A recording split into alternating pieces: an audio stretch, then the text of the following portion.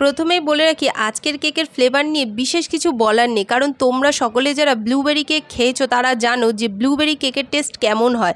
তো আজকে আমি অ্যাড করেছি কিন্তু ব্লুবেরি ফ্লেভার। তো এবার আসি কেকটার বিষয়ে, কারণ এই গরমে তোমাদের সকলের কিন্তু ক্রিম মেল্ট হয়ে যাচ্ছে, আর ক্রিমের মধ্যে যখনই তোমরা কোনো লিকুইড কালার মেশাচ্ছ সেটাতেও কিন্তু ক্রিমটা একদম মেল্ট হয়ে যাচ্ছে। তো তাদের জন্য একটা সুন্দর টিপস থাকলো আজকের এই ভিডিওতে। প্রথমে আমি যে ডিজাইনটা করছি এটা দেখো, একটা স্ক্র্যাপার দিয়ে আমি এই ডিজাইনটাকে করে নিলাম।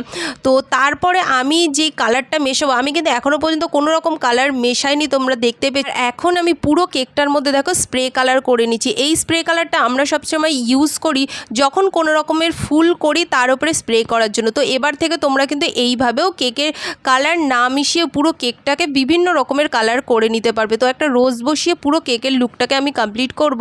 আর কালকে যখন আমি একটা ভিডিও আপলোড করেছিলাম সেখানে একজন বলেছিল তার নাম নেওয়ার জন্য। তো রাধে রাধে অর্পিতা, কেমন আছো? আজকের পুরো কেকের